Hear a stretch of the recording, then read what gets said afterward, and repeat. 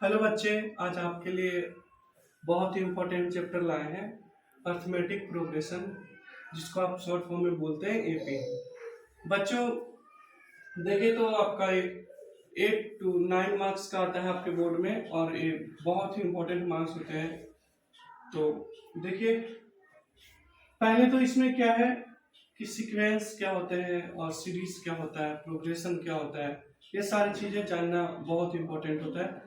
तो ये आपका इंट्रो क्लास है इंट्रोडक्शन की, और अर्थमेटिक प्रोग्रेशन की बहुत ही शानदार क्लास होंगे। देखिए क्या होता है। फर्स्ट तो बताइए व्हाट इज सीक्वेंस। आपको आप ये भी पढ़ते हैं पर आपको ये पता नहीं कि सीक्वेंस क्या होता है, प्रोग्रेशन क्या होते हैं। तो अर्थमेटिक में आपको एपी में बहुत ही इंपॉर्टेंट है, और एक पढ़े आप। सीक्वेंस होता है अ list of number arranged in a definite order according to some definite rule is called a sequence। Sequence होता है बच्चे कि कोई भी हमारे एक डिफिनेट रूल हो या डिफिनेट ऑर्डर हो, दिस इज कॉल्ड सीक्वेंस। देखिए क्या होगा, जैसे 1 10 12 16 100, 1 10 12 16 100। तो आप इसे एपी कर सकते हैं? नहीं, ये क्या हमारा सीक्वेंस है। एपी का रूल अलग होता है, और एपी में क्या नीड्स है ये सारी चीज बताएंगे। तो बताइए क्या है 1 10 12 16 और 100 एपी है? नहीं, सीक्वेंस है। क्यों? क्योंकि ये असेंडिंग ऑर्डर पे हमारे अरेंज किया हुआ सीक्वेंस है। नेक्स्ट देखिए, एक पॉइंट और पढ़ना होता है प्रोग्रेशन। प्रोग्रेशन क्या होते हैं वो आपके इंपॉर्टेंट होगा। देखिए, दो sequence whose terms always follow certain pattern are called progression। देखिए, सीक्वेंस से ही बना हुआ चीज, क्या सीक्वेंस से बना हुआ चीज वो सर्टेन मतलब कुछ रूल फॉलो कर रहा है, क्या कर रहा है, कुछ पैटर्न फॉलो कर रहा है, दिस इज कॉल्ड प्रोग्रेशन। तो आप एग्जांपल देखें, 3 5 7 9 इज अ प्रोग्रेशन। क्यों? क्योंकि यहाँ देखिए आप, ये 3 में क्या हो रहा है, 2 ऐड हो रहा है, फिर 5 में 2 ऐड हो रहा है, 7 में भी 2 ऐड हो रहा है। तो आप इस सीक्वेंस में क्या कर रहे हैं, एक पैटर्न पे चल रहे हैं आप, और 2 2 ऐड करते जा रहे हैं। तो ये हमारा क्या हो गया, प्रोग्रेशन। नेक्स्ट देखें, arithmetic progression.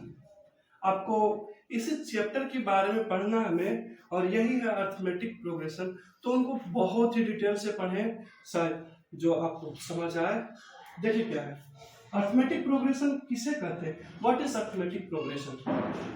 An arithmetic progression, जिसे हम बोलते हैं AP, is a list of number in which is terms is obtained by adding and fix number of the president term of except of the first term.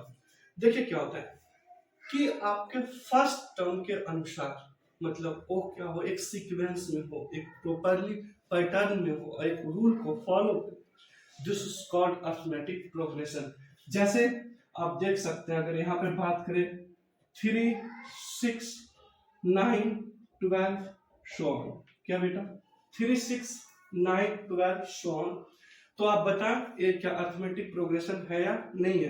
कैसे देखिए, आप 3 में +3 करें तो 6 आएगा, 6 में +3 की जगह तो 9 आएगा, और 9 में +3 करेंगे तो ये आपका 12 आएगा। इसका मतलब है कि हर एक टर्म के जो डिफरेंस है, हर एक टर्म के बीच जो डिफरेंस है उसमें कॉमन है या इक्वल कर सकते हैं, क्योंकि इसमें 3 3 का डिफरेंस है। तो this is called arithmetic progression.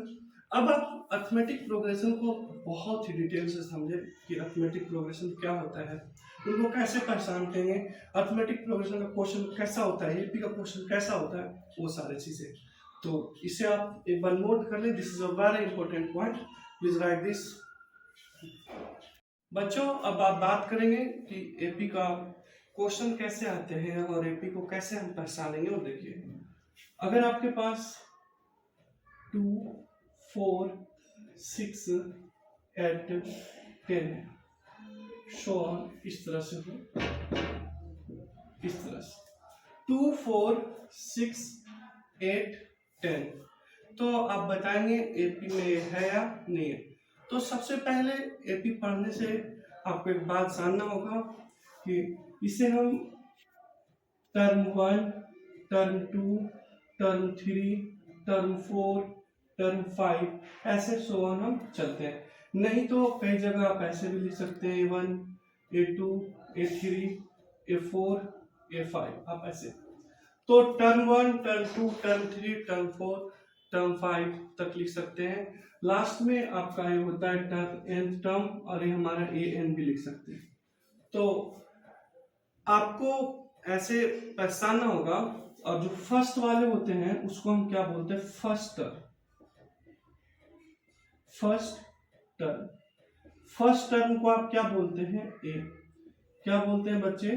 First term को ए बोलते हैं। और इसमें ए क्या है? तो 2 है। और एक बहुत ही इंपॉर्टेंट पॉइंट है जो कॉमन डिफरेंस। कॉमन डिफरेंस बहुत बड़े रोल अदा करता है और इस एपी में। देखिए, ये बात सुने होंगे आप लोग, कॉमन डिफरेंस। कॉमन डिफरेंस को बेटा शॉर्ट फॉर्म में हम डी बोलते हैं। कॉमन डिफरेंस को क्या बोलते हैं? डी। तो कॉमन डिफरेंस को कैसे हम फाइंड करेंगे वो देखिए, आप लिख सकते हैं A2 माइनस A1 या टर्म 2 माइनस टर्म 1। तो अगर देखें कि इसे हमें चेक करना है कि एपी में है या नहीं है, तो टर्म 2 माइनस टर्म 1 करेंगे आप, D equals to T2 minus T1 करेंगे तो आपका क्या होगा? 4 माइनस 2, और ये आपका क्या होगा? 2। तो कई बच्चे ने इतना ही करते हैं। नहीं, आपको अगर कहे कि एपी चेक करो, तो एपी चेक करने के लिए आपको क्या करना होगा? कहीं से भी आप कंटिन्यूअसली कहीं से भी आप डी फाइंड किसे, अगर डी इक्वल आता है तो this is sequence in AP, अगर डी नहीं आता है तो इक्वल, तो this is not in AP. तो देखिए, अगर डी फाइंड करना था तो टर्म 5 माइनस टर्म 4 करो। तो यहाँ टर्म 5 क्या है आपका? 10 माइनस 8, तो 10 माइनस 8 करेंगे तो ये आपका आएगा 2।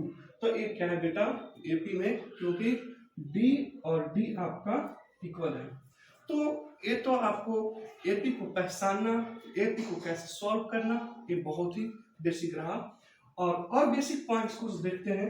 देखिए, आपने टर्म 1 को ए लिखते हैं और टर्म 2 को ए प्लस डी, और टर्म 3 को ए प्लस 2d, टर्म 4 को ए प्लस 3d, टर्म 5 को ए प्लस 4d। ऐसे ही बेटा टर्म n को आप मतलब इसे रहने देंगे, आप कंटिन्यूअसली ऐसी सोना आप आगे चलेंगे। टर्म 1 को हम ए लिखते हैं, टर्म 2 को ए प्लस डी लिखते हैं, टर्म 3 को ए प्लस 2d लिखते हैं, टर्म 4 को ए प्लस 3d लिखते हैं, टर्म 5 को ए प्लस 4d लिखते हैं। तो इस तरह से आप हर एक टर्म को लिखेंगे। अब आपको बात किया जाए बेटा कि देखिए, एक जनरल फॉर्मूला होता है an equals to A plus n minus 1 into D. क्या है बेटा? an equal A plus n minus 1 into D. तो ये आपका एपी का जनरल फॉर्मूला है। यहाँ से हर एक टर्म की फाइंड कर सकते हैं। जैसे अगर इस सीक्वेंस में दिया हुआ है और 2 एपी है 2 4 6 8 10 और आगे कंटिन्यूअसली, तो अगर आपसे पूछे कि टर्म 20 पे कौन सा नंबर होगा, टर्म 20 क्या होगा, तो आप इस फॉर्मूले से फाइंड करना चाहिए। n क्या है? आप n के बारे में सोचे। n equals to number of term. क्या है बेटा? n equals to number of term. तो आप यहां से फाइंड कर सकते हैं। कैसे? T20। तो आप इसे A20 भी लिख सकते हैं। ये क्या है? ये क्या है बेटा? 2 plus 20 minus 1 into D. D आपको पता है तो 2 डी फाइंड किए हम, D2। तो A20 equal 2 plus 20 minus 1 19 into 2, तो 2 प्लस 38, और ये आपका क्या हो जाएगा? 40। तो A20 क्या होगा आपका? 40। आप इस तरह से फाइंड कर सकते हैं। जो an का जनरल फॉर्मूला है और टर्म की है। तो आप कितने बातें सीखे इसमें? आप तो पहले सीखे कि कोई भी अगर सीक्वेंस दिया हुआ है तो वह एपी में है या नहीं है, आप ये बातें सीखें। एपी में है या नहीं है आप कैसे सीखें, कॉमन डिफरेंस फाइंड करके, कि हमारे कॉमन डिफरेंस चेक किए कहीं से भी, आप T2 माइनस T1 कर लें, T5 माइनस T4 कर लें, T6 माइनस T5 कर लें, तो उस तरह से D निकाल लेंगे। दूसरी बात है कि आपको टर्म को बारे में लिखने कैसे सिखाएं, कि T1 को A लिखते हैं, T2 को A प्लस डी लिखते हैं, T3 को A प्लस 2D लिखते हैं, T4 को A प्लस 3 लिखते हैं। सारी चीज बेटा यहाँ से ही आया है, इस फॉर्मूले से।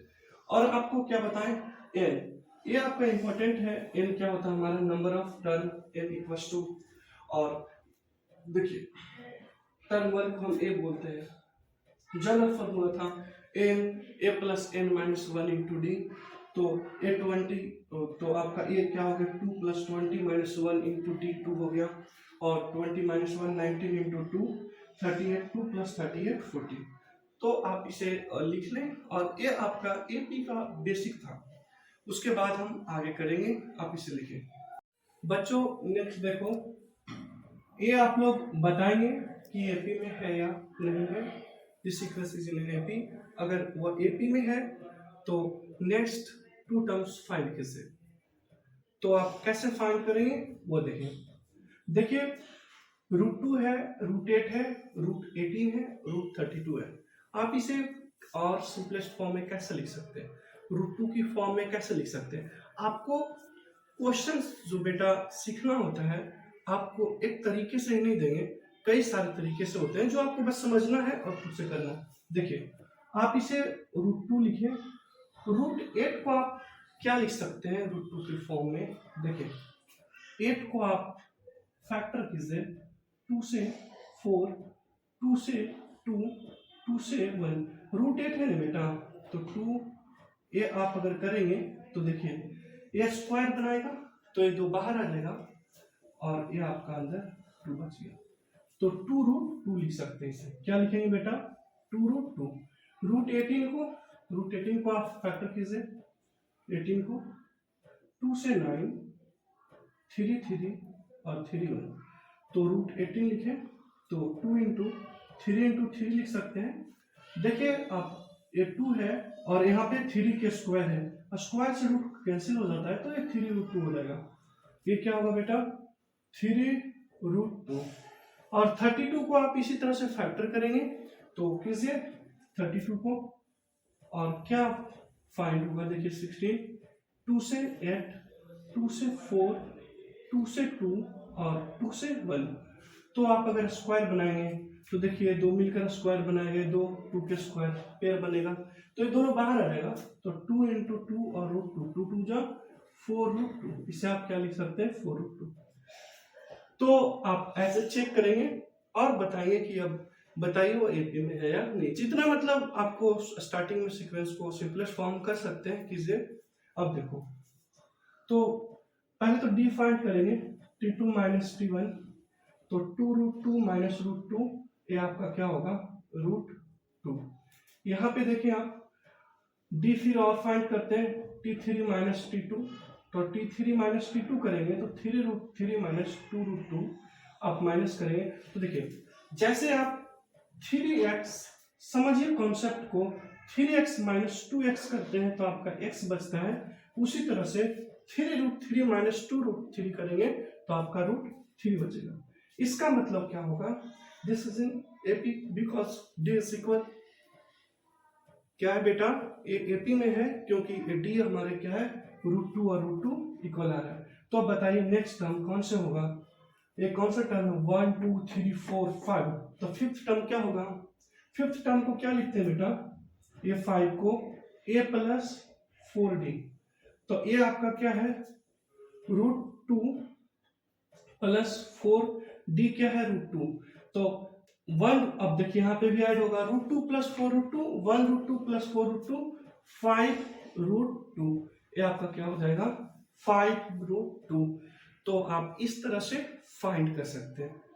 नेक्स्ट देखें, क्वेश्चन नंबर 2 आप लोग ट्राई कीजिए और बताइएगा आंसर कमेंट में किसका क्या नेक्स्ट टर्म होगा। देखिए फर्स्ट टर्म ये क्या है, 2, तो आपको क्वेश्चन सॉल्व करने से पहले आपको क्या फाइंड करना है, डी फाइंड करना है। डी फाइंड करेंगे जी। देखिए चेक करो पहले ए पी है या नहीं है।